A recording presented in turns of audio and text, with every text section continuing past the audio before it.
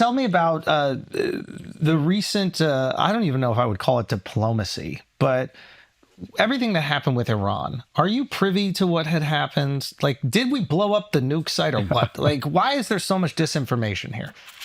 So it's pretty hard to tell because the Iranians won't like let you in and say, by the way, here's the damage. I think my guess is we did a lot of damage. Those are huge bombs. The nuclear facilities, nuclear enrichment facilities need structurally stable environments. They need continuous power supply. That's a very important piece of this. So if you cut the power supply through all this bombing, the centrifuges, the centrifuges start malfunctioning. So it's very likely that there was a lot of damage.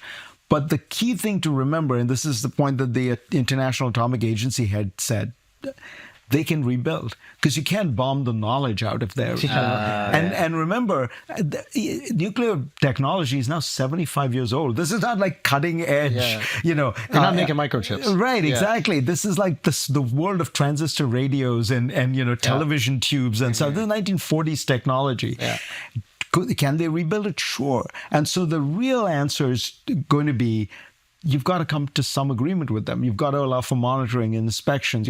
And that's the part where it feels like, the Israelis don't want to do that because they want to just keep bombing them every now and then. And I don't think that's a stable situation for the Middle East. I don't think it's healthy. And I think what Trump should do now is say, look, I gave you guys a big thing you asked for, which was we use those bunker buster bombs. Now you get on board with some kind of deal where we come up with a monitoring system. And I think it would stabilize the whole region.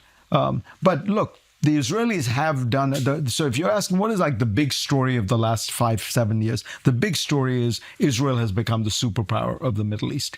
They have decided to take out all their enemies, Hamas, Hezbollah, the Iranians who are now so much weaker than they've ever been. They attacked the Syrian militias, which then in part led the Syrian regime to collapse. So they've managed to put back this whole array of like militias that had been kind of keeping them on edge, particularly Hezbollah, and they called the bluff. They went in, and part of it is Israel has just become so much stronger over the last 10 or 15 years. They're technology superpower, they're a military superpower, largely thanks to us. We provide the weaponry and the trading, and we still give them a huge amount of military aid. Well, this is interesting. You're saying Israel's a superpower, but every politician here seems to think they're the weakest, most helpless country. That's they're like really vicious. Like if they're such a superpower, why do they keep asking Somalia in the 90s had no idea what rough living was. So just ask yourself, like, look at that world and say to yourself, look at what they've done to Hamas and Gaza. Look at what they did to Hezbollah. Look at what they did to Syria. Look at what they've done to the Iranians. Like, that's just one country, with 7 million people. The huge support from the United States makes a difference, but they're also super inventive. The IDF, the military, fights amazingly well. Look at the intelligence success of the pager operation. No against question Hezbollah. about the intelligence success. So that's the real story here. Now the question is, what does that do? For the Palestinians, it's a very sad story because what it means is the Israelis can just continue to pummel them in this way that feels to me completely beyond excessive. Like there are reports that they may have killed 100,000 people in Gaza by now. It's somewhere between 50 and 100,000. Nobody knows. But there are Israeli reports that say it's in that range. I heard there's a lot of people that are missing. Well, there was a report that came out by hostages, as we're talking about, is missing. No. But if you just look at Gaza, right? You look at the photographs. You don't have to be an expert, right? Yeah. You look at it, and there's no World War II city that looked like that at the end of the Allied bombing. And it's just so you say to yourself, like, why do you have to do that? Why? I mean, what is your answer to that? I think that there is some combination of different things going on. There was an element of vengeance, the sense of like October 7th, which was a brutal, horrific terrorist attack, and it made Israelis think, oh my God, these people will never let us live in peace. These people always all want to kill us. I understand all that. But so some of it, I think, is vengeance. Some of it is a Bibi Netanyahu feeling like this is my opportunity. And by the way, it allows him to stay in power because it's a wartime situation. That's kind of what it feels like. You're a wartime prime minister. But look at the price you're exacting on innocent people to do. I mean, the price you're exacting on innocent people. And also, like, this idea that this could potentially create more security for Israel. I don't know if that's necessarily true. I've never seen less support for Israel around the world, but especially in the United States.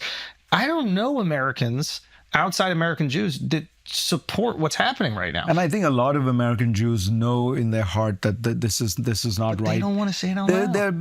They're feeling defensive. There has been a rise of anti-Semitism in the country. There's no question. Absolutely so true. You can understand and there was a lot that we didn't realize was there. But again, exactly. You scratch the surface and you found, it's very sad.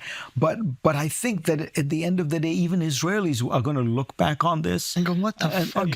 What did how could we have allowed this to happen? So here's a question I have, right? Because, like, I think what a lot of Americans are experiencing now that there's economic uncertainty at home is we hear these numbers going out to other countries, right? Like, I think that's why there was the primal satisfaction to cutting U.S. aid, because it was this idea that millions of dollars is no longer going around the world. It's going to stay home. Now, I don't know if it actually stays home, but to the average American, we're going to be, okay, well, now that I'm suffering, at least we're going to take care of us. And I think you see this a lot, especially with Ukraine and Russia. You saw it immediately, just the numbers, the amount of money going over there while Americans are struggling, right? We can't pay our health care bills. We're suffering with this, not even like, I'm talking about American debt. I'm talking about college loan debt, just credit card debt, whatever we have, cost of living going up, rent going crazy high. And you hear like billions of dollars just going abroad. And we start to get the sentiment where it's just like billions of dollars going abroad, especially like to destroy Gaza, like just nothing left. And then we're going, how does this affect us at all? Why are we supporting this when we're suffering at home? Why isn't that money coming home to make sure we're good? And then you start hearing these things that, like, I think they got healthcare in Israel, right? They got free college in Israel. Like, why don't you take the healthcare money and the college money and put it into the bombs before you ask us to give you money for the bomb? Like, we don't got healthcare, we don't got college. I think you can understand why there is this American resentment for money going away when we need it here, or at least it feels like it. And to me, it feels like there's a big difference between supporting, the bombardment of Gaza and USAID helping AIDS people, babies in Africa, right? I mean, I'm an unashamed supporter of USAID. I have traveled the world. I've seen these people. 60% of it was food and medicine. And yeah, we're the richest country in the history of the world. And I was always proud as an American that we were also the most generous country in the history of the world. We basically invented foreign aid. If you look at, Elon Musk said he didn't notice any effect of it. Well, I'm sorry if the baby who's now going to get AIDS because we stopped giving the medicine is not on Twitter complaining. Yeah. But those are the people who are dying by the hundreds of thousands. And it was a small amount of money. It's 1% of the federal budget. Most Americans, when they're polled and asked, what percent of the American budget do you think we spend on foreign aid? The average number people give is 30. Like 15% or something. And it's actually 1%. It's 1/15 of that.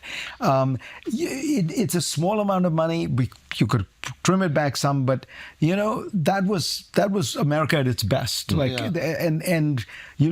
you look at the bombing of Gaza, and I mean, why can't we have the strength to say, look, we support you, we support your security, we do everything we can to support your security, but we think what you are now doing is actually hurting your security, and it'll hurt your security in the long run, undoubtedly, for generations.